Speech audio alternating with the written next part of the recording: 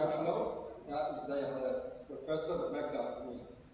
First of all, I'd like to thank you for your great effort to, to, to, to prepare for this scientific activity.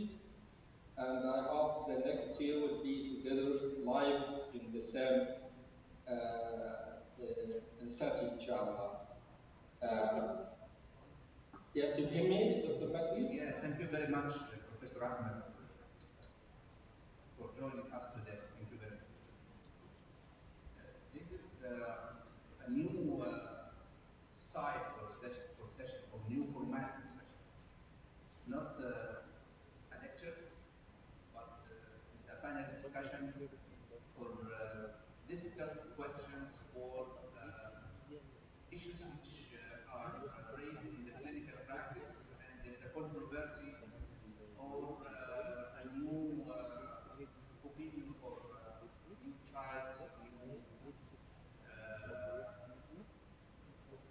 difficult scenarios in the clinical practice, and we try to put it in questions for the speakers and the discussion between the speaker and the moderators and the panelists. So I have the pleasure to co-chair this session with my dear friends, Professor Hamza Khabir, Professor Muhammad Gamal, and online we have Professor Ahmed Fathi, Professor Tariq Zawawi, and today we have 5 distinguished speakers, excellent speakers. Professor Sharif Wardi Ayad, Professor Ahmed Hosni, Professor Said Farak, Professor Basim Zarif, Professor Muhammad Ibrahim. And for each speaker, the moderator will raise the questions that have been addressed before, and the speaker will answer in 3 to 5 slides, and then this will be followed by discussion with the moderators and the panelists as well. So I have the pleasure to introduce the first speaker, my dear friend, Professor Sharif Wardi Ayad. I'd like to thank you for EGYHF from Tanzania. And in the opening, we said that the working group heart failure, the founder of the working Dr. Magdi, mic please. The founder of the working group heart failure, Professor Wardi Ayad, who started the working group heart failure in 1999. ربنا يرحمه. فطبعا يعني we always very happy that Sharif is joining us in heart failure meeting every year. Thank you so much. First, congratulations for the excellent organization of this meeting. Actually, the time is limited to 5 minutes, so I want to talk about which drugs you give in heart failure to reverse the LV remodeling.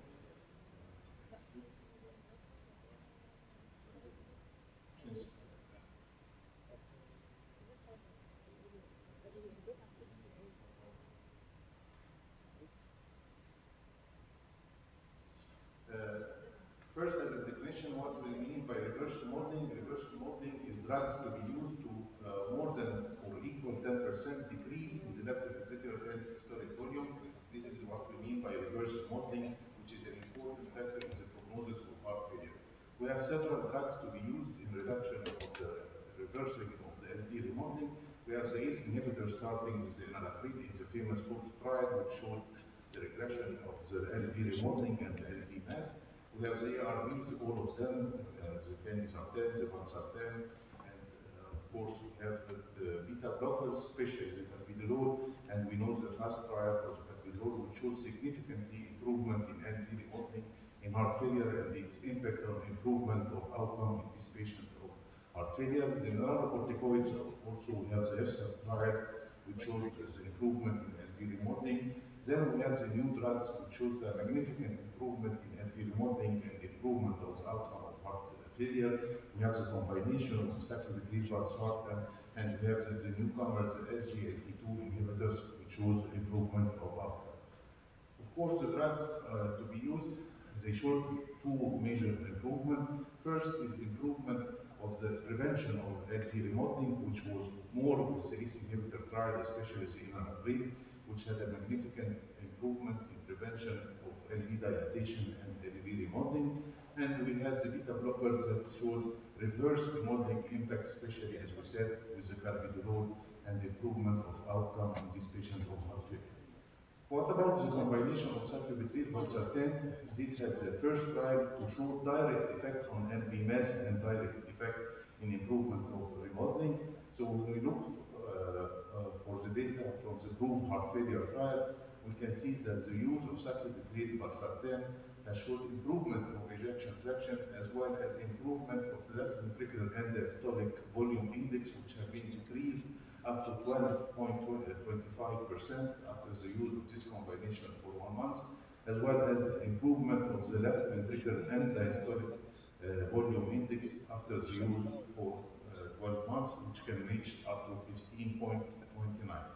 This also was, we have also improvement of the left atrial volume index with the use of this combination, and we have improvement of the EA ratio and improvement of the reduction of the left ventricular mass index. So these drugs have direct effect on the improvement of the remodeling and reversing the hazardous effects of LV remodeling, and of course this was transmitted into improvement of the ejection fraction and reduction of mortality and heart failure hospitalization in patients with heart failure, reduced ejection fraction.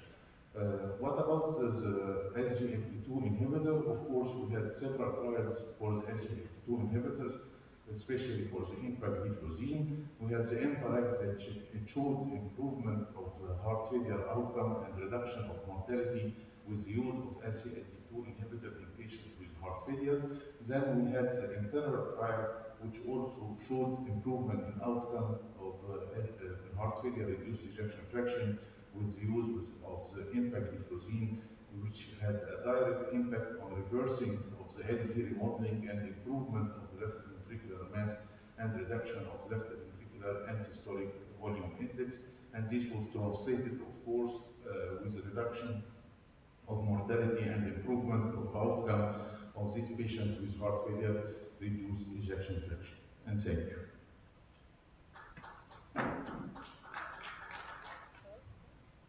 Thank you very much, Professor, for this concise and highly informative data.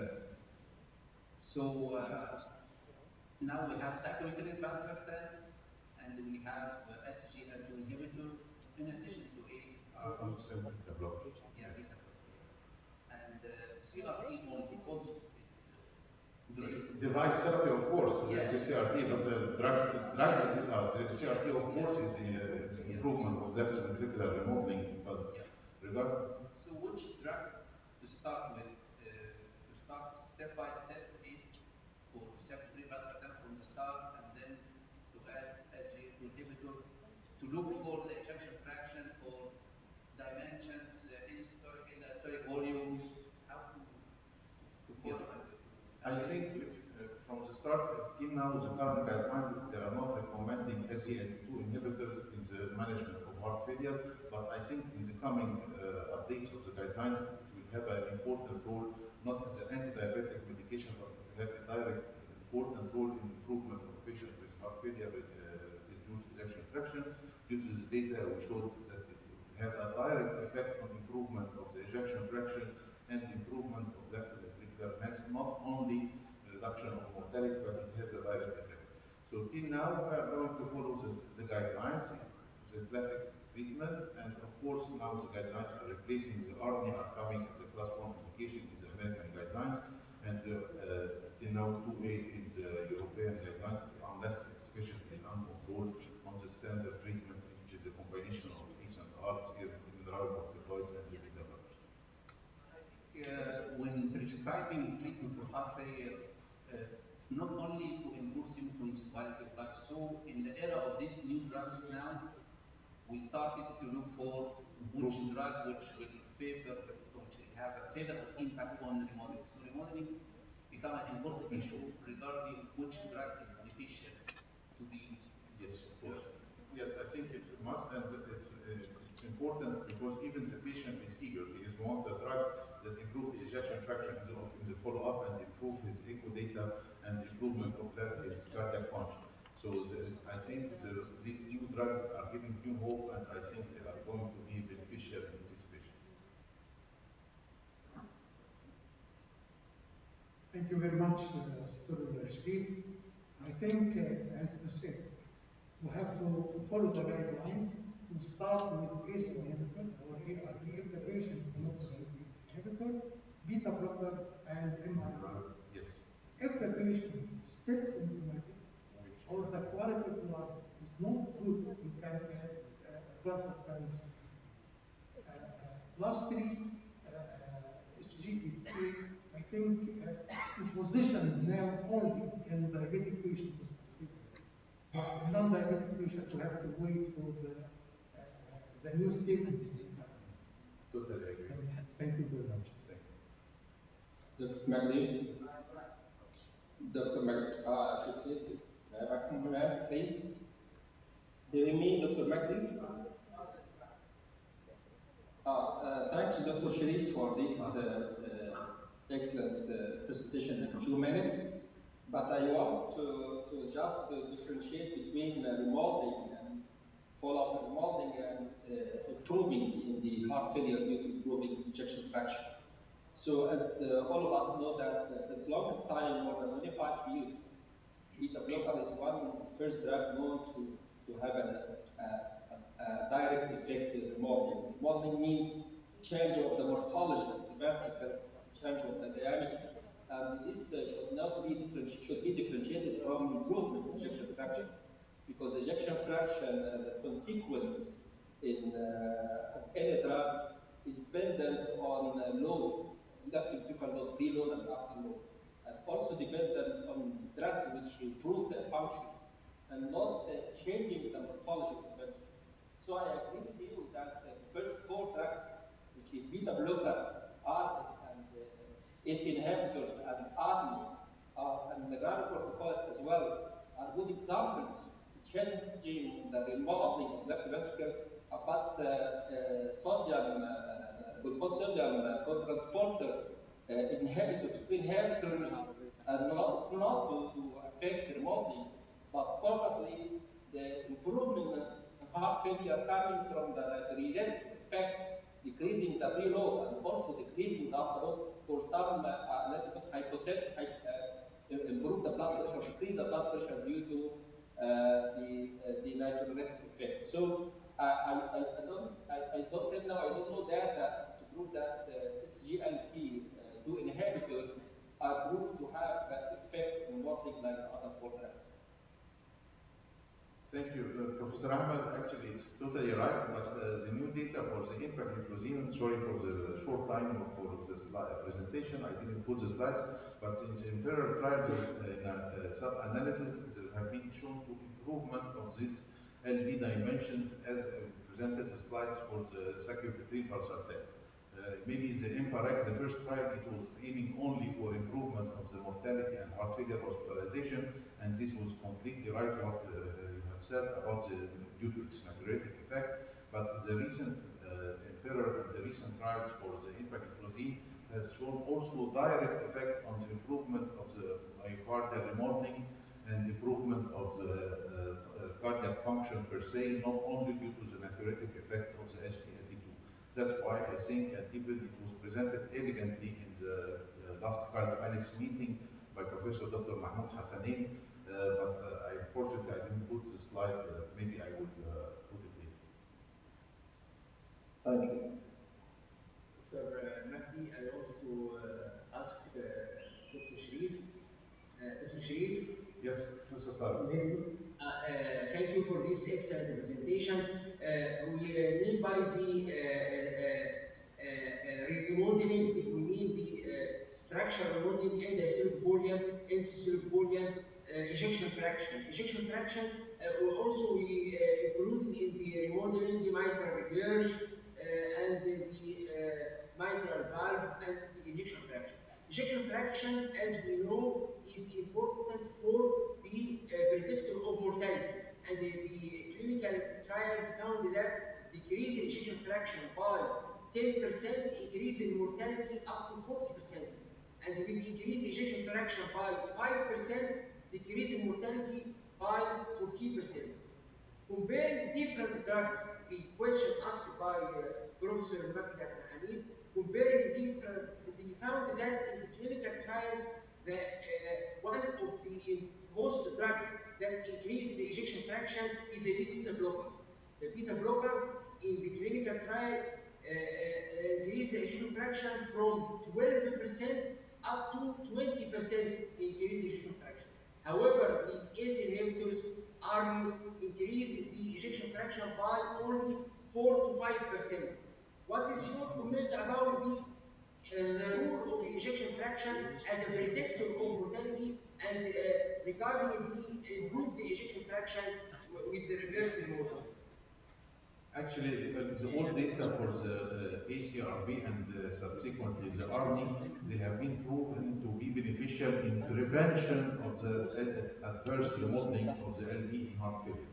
But the beta blockers, as you said elegantly, are the only drugs that have been proved to reverse the adverse remodeling besides the ARNI, and this has been shown due to its direct effect on reduction of the left ventricular mass and improvement of the left ventricular mass volume index, which have been implicated in improvement of ejection fraction. So I think the beta blockers, especially carbidopa, as I said, in the past trial, it has been shown to improve the ejection fraction elegantly and highly after use, but we have to be careful that this data is used of the high dose of the beta blocker. So in this trial, they reached up to 25 milligrams of the carbidopa twice per day. So we mean 50 milligrams. For reverse remodeling, we need the higher dose. Yes. Drug. Yes. Each drug. Yes.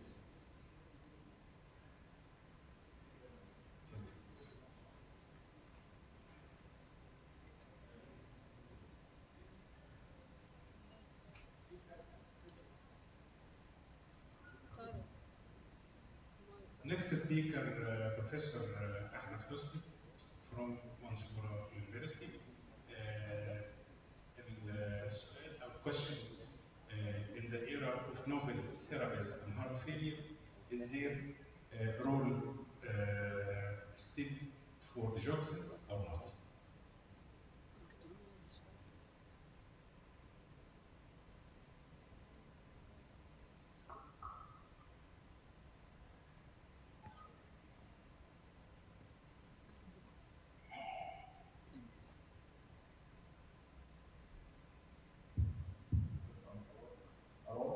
Dr. Ahmed, please proceed.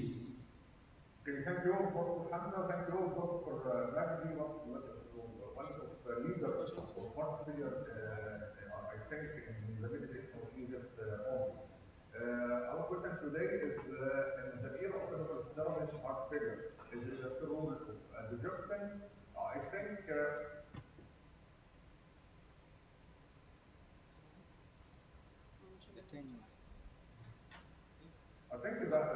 this is a conflict between the generation. Our professor who takes us the digoxin as a cornerstone in treatment of heart failure, and no heart failure treatment without digoxin. New generation digoxin immediately comes the second or third line treatment because its side effects greater than its benefit. What is the position of digoxin in guidelines in 2016? It's coming in other pharmacological treatment recommended institution with EGYHF up to 4 and come in 2B level of evidence review. Let us to take a journey between a paper between a new drug and old drug, digoxin and heart failure and the cardiac arrhythmia. We grow in a garden bordered by digoxin as a new generation of heart failure professor. We are also two multi-trials for digoxin, including the trial group designs CAPI, which is a trial in digoxin and heart failure with atrial fibrillation. And conclude that in heart failure, digoxin has no effect on mortality in heart failure. Digoxin is useful for maintaining clinical stability and exercise capacity in patients with symptomatic heart failure.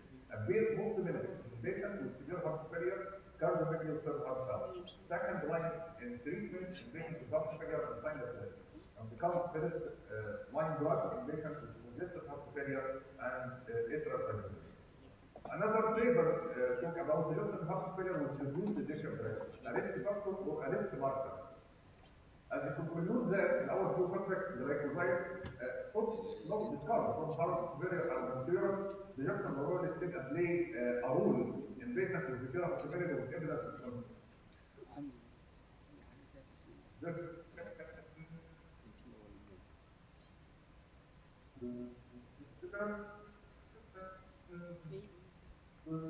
be used in aim reducing the sympathetic trigger patient. Another paper in 2017, which is concluding that digoxin reduces hospitalization but not reduce mortality. The question of administrative digoxin is in treatment of heart failure continuum.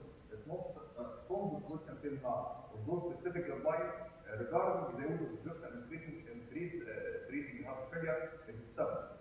The economic impact of heart failure is significant compared to hospitalization, and that involves the importance of hospitalization of congestive heart failure is greater than 900,000 per year, and readmission is about 20%. However, effectiveness currently has been established.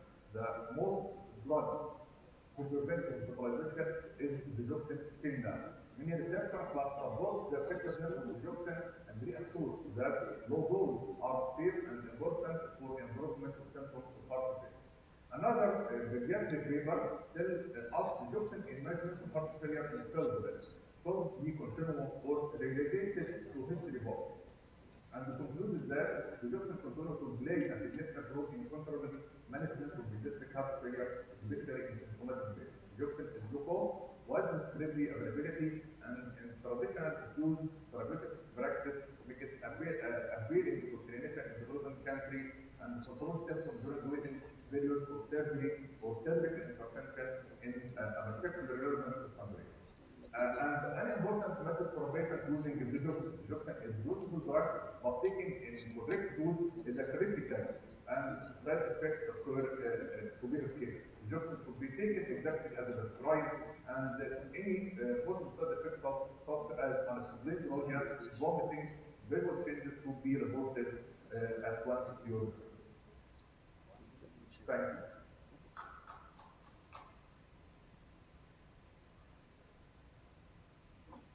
Thank you, Professor Ahmed Hosni,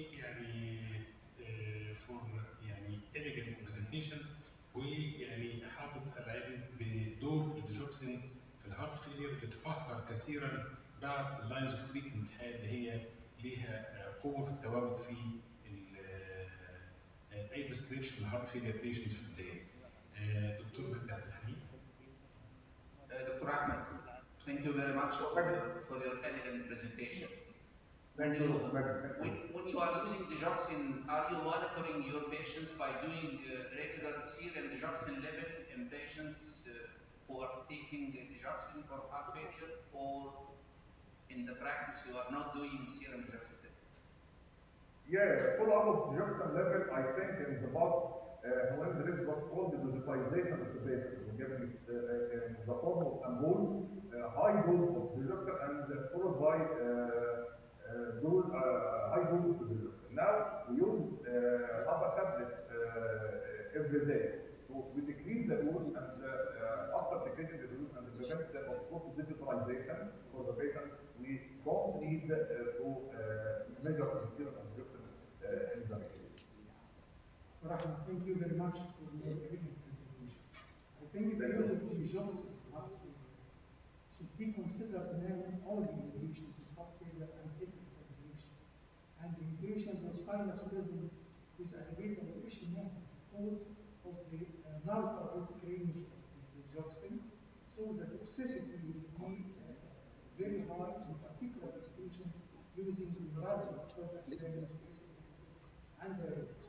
So in patients with heart failure and sinus rhythm, it is the last weapon to be used, and in very small trials, it's useful in infants and children, and this patient is very cardiac.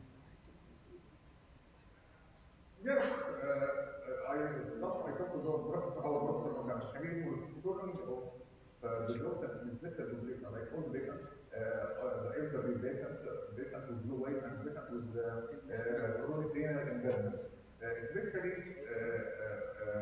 the rheumatoid impairment will increase, which increase toxin toxicity is hypokalemia, hyperkalemia.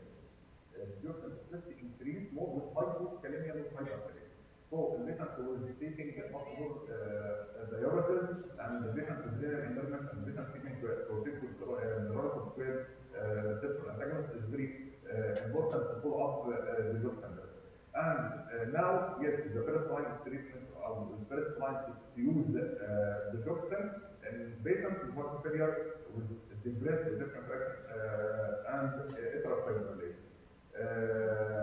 Who regained the toxin to our first idea, the profile of atrial fibrillation control rate of the toxin atrial fibrillation. So the toxin came back in our first.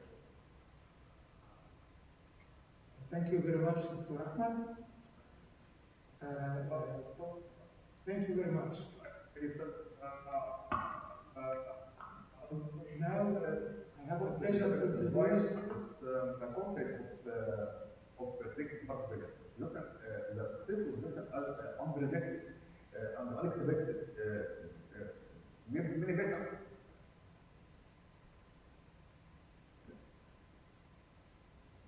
Thank you, Dr. Ahmed. Thank you very much. Thank you. Thank you. Dr. Ahmed. Dr. Ahmed. Okay, man. Thank you for your presentation. As you mentioned, there is no, according to the DEEP trial, there is no mortality benefit from using digoxin. However, subgroup analysis of this trial measuring the serum level of digoxin between 0.8 to this group of patients had a mortality benefit. What's your comment about this? And we sometimes used to monitor serum digoxin, especially if there is drug-drug interaction, or as you mentioned, elderly, those with CTT, or if we use for another digoxin and verapamil, we have to monitor serum digoxin. Sometimes in practice, we need to monitor serum digoxin. But what's your comment about the subgroup analysis of patients who benefit from mortality benefit from using digoxin? I don't think it's very low. It's the first trial to be clinical practice digoxin with the trial. And some analysis found that the reduce in hospitalization will be 9%. But the percent decrease in mortality is very small number of patients, and not statistically significant to count in our clinical practice. Thank you. Dr. Ahmed. Thank you very much. I am from the old generation. Been using digitalis for a long time in patients. Not all generation, it's our problem. And I thank you for your nice presentation, but I just want to mention again that nowadays we are writing digoxin in limited cases, as you said, but especially in the patient with heart failure and atrial fibrillation, particularly if the patient is not tolerating dosage of beta blocker or calcium antagonist working on the conductive system like verapamil and diltiazem, is a good alternative to these drugs to control heart rate, which is important in keeping heart rate between 70 or 90 in patient with uncontrolled atrial fibrillation to improve symptomatology and quality of life. But definitely no data about mortality. I agree with this one. Yeah, sure. Dr. Ahmed, not, I don't say that all generation, but I said that you are our doctor. All generation is our doctor, not all generation. But I think in borderline patient with borderline hemodynamics, we can't use beta blocker sinus rhythm can you take off the not actually intrafractionation is borderline with you can tolerate with a blocker or ACE inhibitor or especially with heart calcium channel blocker non-dihydrogenase is not indicated. Naloxone will be the best choice in this patient. We must know the naloxone not improve the prognosis, not improve the survival of the patient. All the only improve in hospitalization and debilitated. Thank you very much, Dr. Rahman. Now I have the pleasure to introduce Professor Said Farag, and he will answer the third question, which do you initiate ARNI in ACE inhibitor ARB naive patients? Bismillahirrahmanirrahim, Mr. Chairman, Professor, I have a great pleasure to be here, and I'd like to thank and congratulate Professor Mahdi and Hamid and all the elegant board of the Working Group of Heart Failure for insisting to do this very important meeting, and I think the year cannot go without this high quality of scientific data we got from this meeting. The question is actually part of it answered by my dear colleague Professor Sharif, but I think this question it is still had a lack a lot of evidence to initiate or not in naive patients ARNI. And if you would like to go dive briefly on those slides, I'd like to be back to what's mentioned by Professor Sharif that the beneficial reverse cardiac remodeling with ARNI has been demonstrated in multiple studies in patients with heart failure with ejection fraction and mid-range. Over more than 600 patients for a study period 3 to 12 months, and 56% of them was with ICD or CIP therapy. We can appreciate here how those drugs, those innovations, can reverse the cardiac remodeling, can increase the left ventricular ejection fraction, can decrease the left ventricular diastolic volume, decrease the left ventricular systolic volume, and also one of the important parameters which is also changed by reversing the cardiac remodeling is the shape and function of the mitral valve, which has a great role in the progression of heart failure.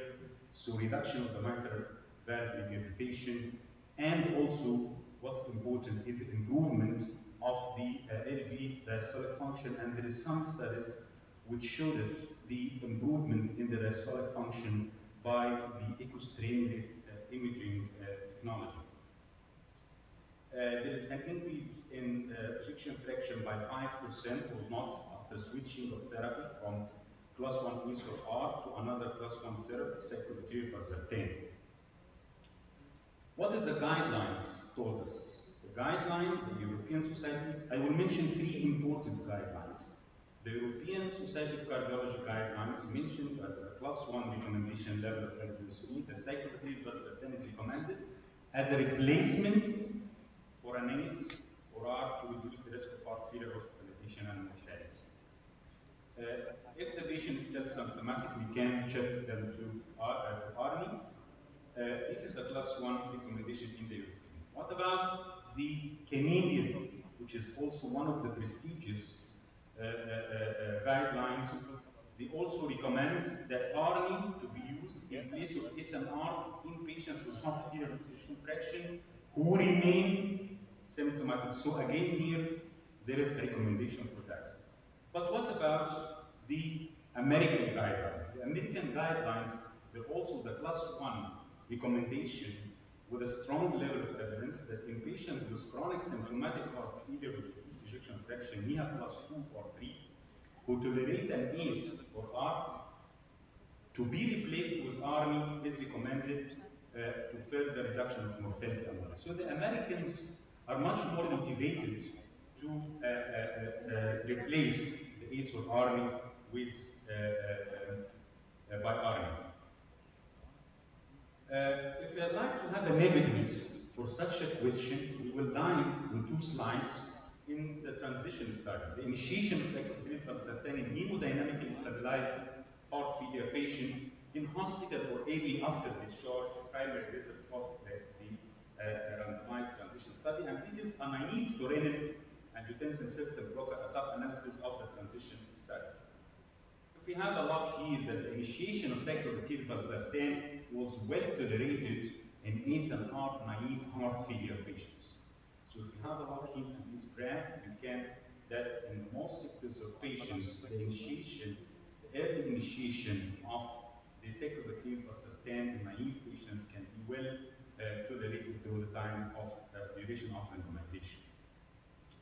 Another important slide here, the rapid and significantly greater reduction in a biomarker, which I think it is a very important reflection for the myocardial stress and injury upon treatment with ARNI in ACE inhibitor and ARB naive patient compared to a non-naive subjects. So as I mentioned in the start of my presentation, we still have a lack of evidence to initiate ARNI in a naive heart failure patient, but we have a very strong theoretical background that the early reversal of the remodeling has a great beneficial effect for the biomarkers, for the myocardial function, for the degradation of the systolic function. And thank you for your attention. Thank you very much for the site, for your excellent presentation. I agree with you, but the transition trial is a safety trial, not a comparative trial. So we have to follow the guidelines. We start first by ARB plus diuretics, antibiotics, and beta blockers, and then occasion restrictive matter. I totally agree with you, but as you know, Professor Gamal, that the safety is also opening the gates for the efficacy. If we have a safe as a first step, we can progress more to prove its efficacy. As an initiation. Thank you very much, Professor Said. These are very impressive. My question regarding the prescription of cyclopentadine in naive patients about two things. Number one, high-risk patients who are coming with very high levels of energetic peptides, very low ejection fraction, young patients. So are those patients that you recommend to start cyclopentadine without starting ACE and ARBs, and then if it's symptomatic, you will replace number one. Number two, the risk for angioedema if you prescribe cyclopentadine patients, not even before ACE or ARB. So what do you think? Yes. Thank you very much, Professor Magdi, for those two very important practical questions. And I think the answer of the first question is again based upon the theoretical background of the early reversal of the cardiac remodeling. Earlier the better. The earlier the better really will be the earlier. And I think, and believe me, from this very elegant meeting, that the guidelines in the future will be changed. This is my just a personal opinion just now. But what has made these expectations to what Professor Magdi is asking about? That the very depressed ejection fraction in a young patient with a highly elevated cardiac biomarkers, which is a very important reflection of a severe myocardial stretch and severe neurohormonal dysfunction. If we have such a patient, I think the earlier the better. And about the safety of occurrence of angioedema, I think, as Professor Gamal mentioned, that the transition gives us the safety that in the most of patients we can initiate in the hospital cyclopentadine, especially in the naive patient, a sub-analysis of a naive patient, we can do so with a safety, with a very good safety issues. Okay, thank you, Professor Said. So for the safety, time, we have Dr. Tariq. The European Society of Cardiology updates 2019 recommend class 2B to initiate early in patients with new onset heart failure based on the pioneer study and transition study, pioneer heart failure and transition study. We recommend to initiate early in patients with new onset heart failure or acute decompensated heart failure. The class 2B. This is update of the University of Cardiology 2019. So it is a first step to have an evidence, 2P. It's okay. Will be upgraded next evidence. Okay. Thank you very much, Professor Sachs. So for the sake of time, we will go to the next speaker. I have the pleasure to invite my dear friend, Professor Bassem Zarif, and he's going to answer a very important question regarding SGLT2 inhibitors in patients who are non-diabetic. Are you using this class in non-diabetic patients with heart failure? Dr. Bassem. Hello everybody, Mr. Chairman, it's my pleasure and honor to share with you my question today about handling doses of SGLT2 with aerobic therapy. It's my pleasure and honor, and I want to congratulate the AMU.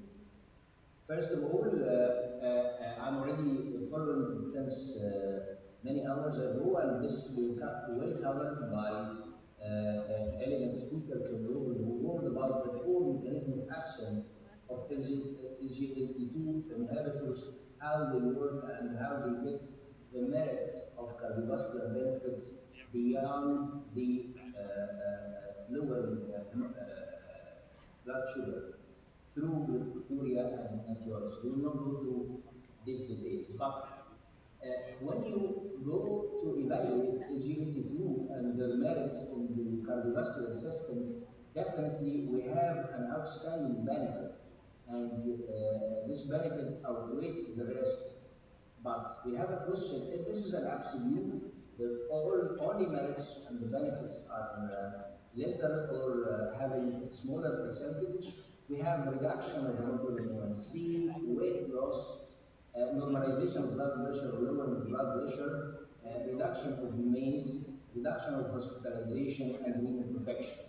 On the other side, the smaller percentage or the risks of using SGLT2 with smaller and questionable risks of genitourinary infection, DKA, amputation, fractures, and finally, we have volume depletion and acute kidney injury. And of course, this is specific side effect can we have it in heart failure patient using diuretic therapy. So think loud before you do, and do is in this verb is to prescribe SGLT2 on the background of diuretic therapy for heart failure. First, you have to know the volume status of your patient. Second, current doses of used diuretics.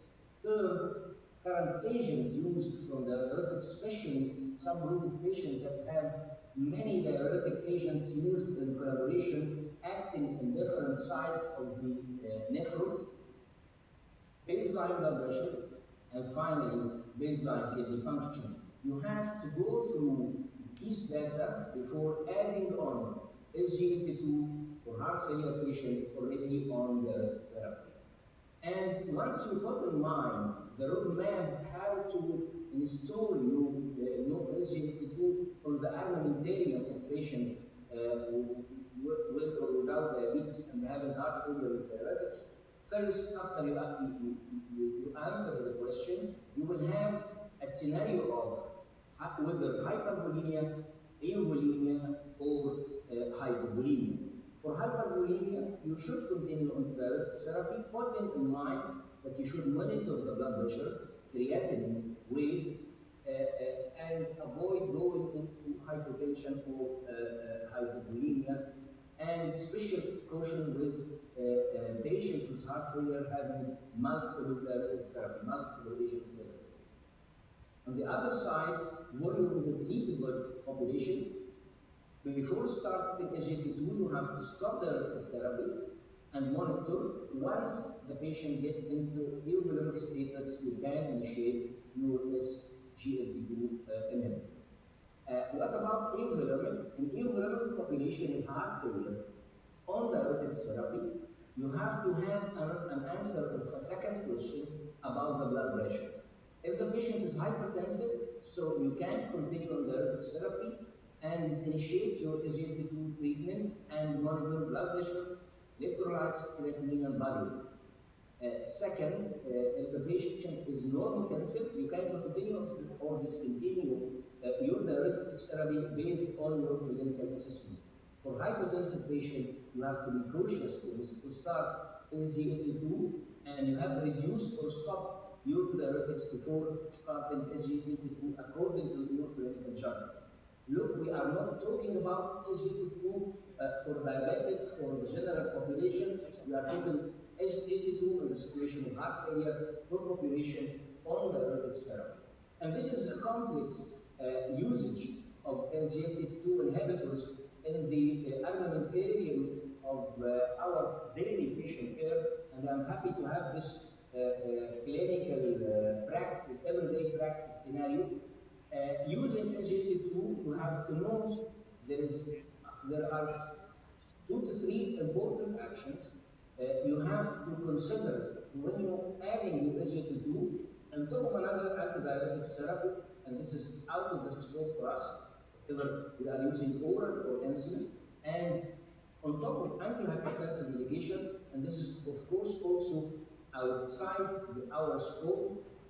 Today we are focusing about patients with heart failure already in diuretics. So the action, if we go to the box to the left and below, we have different actions.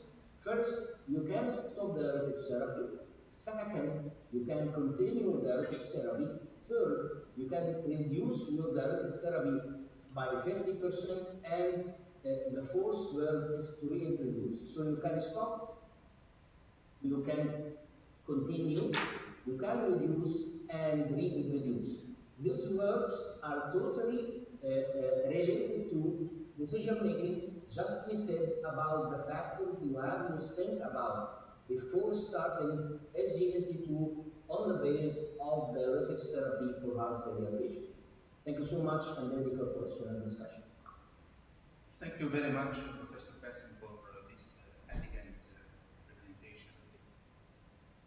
Professor Ahmed Fathy, Professor Tariq Zawawi, do you have any question? Yes, yes. First of all, thank you very much, Professor Basim. You really have demonstrated the way to prescribe SGLT2 inhibitors very nicely and clearly highlighting the way you give in patients with diabetes, with cardiovascular disease, with vascular or cardiovascular disease. It's nice presentation, but what I want to say is I agree with you that you have to study the status volume, because as I said before, it's working mainly as a glucogenic and an natriuretic, which affect preload and afterload, which may have some complications if your patient go to dehydration, something like hypertension. And I like the way you present your handling the patient, but still I have a question, and I think it's not yet answered. The role of this group of drugs in patients non-diabetic with cardiovascular disease or heart failure. I know that there is ongoing studies, but till now you cannot, as you answer your question, you cannot put it as a prescription in non-diabetic patient with heart failure. Maybe in the future will be some of that about this point, but if the panel, if you can tell your opinion about this point. Thank you. Actually, Dr. Ahmed, this is very important question, and this question will be addressed in the next talk.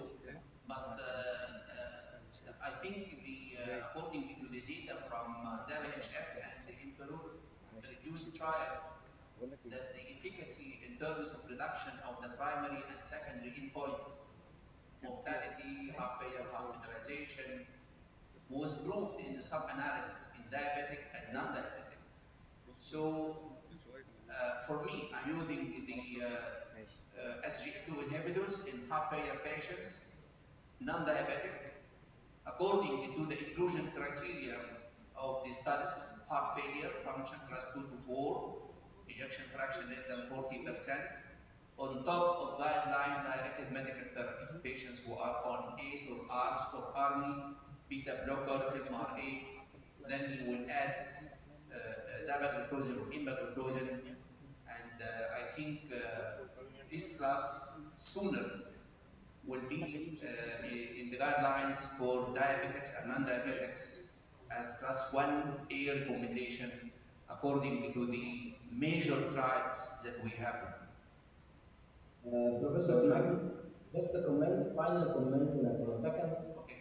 Thank you for the topic that you already raised, because I think according to Professor Ahmed Fathi and to you, this class will have will be emerging in the treatment of heart failure and will put in daily practice dilemma. So prescribing SGLT2 for diabetics in general, for patients with heart failure, not advanced heart failure, we may not have a problem in handling the diuretics. But patient with a considerable dose of diuretic, it's important to have full evaluation to the volume status, look to electrolytes, look to the blood pressure when you add SGLT2. This caution should not be for the whole population, just for population that with on a considerable amount of diuretic therapy. And thank you to raise this point before we go into extensive use of this class of drugs in the armamentarium of heart failure, and you are predicting our problems in daily practice. So thank you for choosing this topic, and I hope that I covered it in a way, maybe adding to the consensus and rationale for daily uses for practitioners. Thank you. Thank you very much, Professor Basim. And I think we answered the last question in this session. So we came to the end of this session. Thank you very much for the speakers, for the chairpersons, Professor Ahmed Fathi, Professor Tariq Zawawi. Thank you. Thank you. Thank you, Professor Muhammad Gamal. Okay.